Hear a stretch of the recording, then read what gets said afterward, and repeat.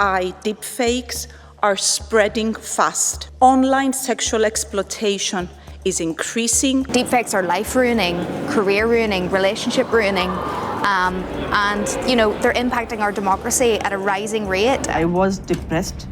I was shattered when it came into my knowledge. Female politicians are increasingly being targeted with sexualized AI-generated content. Basically, their faces are copy-pasted into pornography or AI-generated sexualized images or videos. And science shows violence against women online discourages women from taking part in political life. In early May, Giorgia Meloni, Prime Minister of Italy, made her case public. This sexualized fake image of her went viral.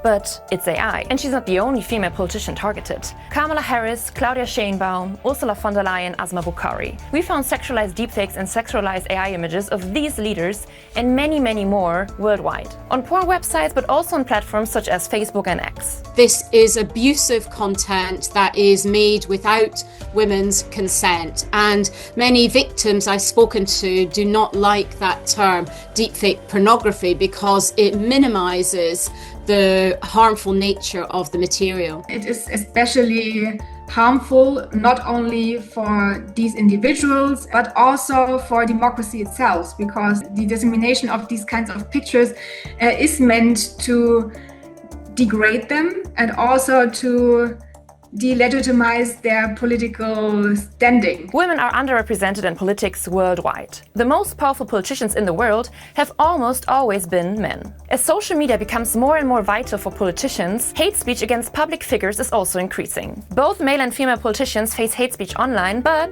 women are disproportionately bombarded with sexist or sexualized comments. A study from 2024 shows 35,545 pieces of sexualized deepfake content featuring 26 members of the US Congress. All but one were female. There was no significant association between a political party and sexualized deepfake content though. Sexualized deepfakes may be a systemic problem, but women who are targeted suffer individually as well. Kara Hunter, member of the Legislative Assembly of Northern Ireland, remembers the moment when she first found out about fake sexualized content of herself online. I just remember I felt like a hot rush of heat sort of go through my body, just of complete, fear and anxiety of what was to come next. I was stopped on the street and asked for a sexual favor from a stranger, a strange man I'd never met. And that shows you the extent of how online harms become real-life harms. In Pakistan, sexualized AI content can be especially damaging for women.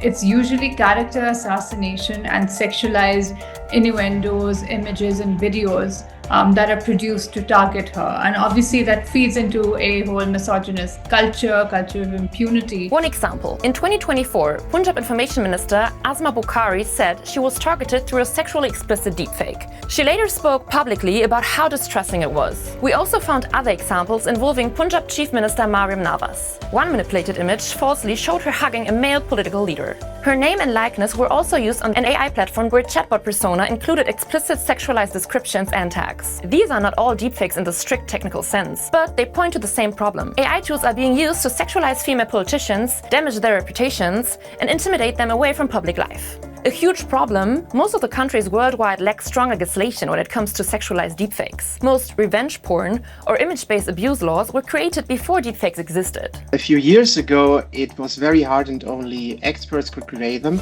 And today you can buy the software online for a few dollars and then anybody can use it. You don't need any machine learning knowledge to do it. And the laws, if there are any, differ from country to country and region to region. Let's have a look at 3 jurisdictions: the EU, Pakistan and the US. The European Union is planning a stricter policy when it comes to deepfakes. In May 2026, they agreed to prohibit AI applications to create unauthorized sexually explicit deepfakes, as well as the creation of child sexual abuse. Companies will have until December 2nd this year to bring the systems in line. The policy is moving forward, but hasn't been approved yet. Pakistan still does not have a law that specifically deals with AI or sexualized deepfakes. We have the Prevention of Electronic Crimes Act 2016, which makes it an offense to superimpose photographs of anybody and intentionally and publicly exhibit or display any information which goes against their modesty. We also have section 499 of the Pakistan Penal Code, which makes it an offense to defame someone. And what about the US? There, it's illegal to share online non-consensual explicit images, real or AI-generated or manipulated. And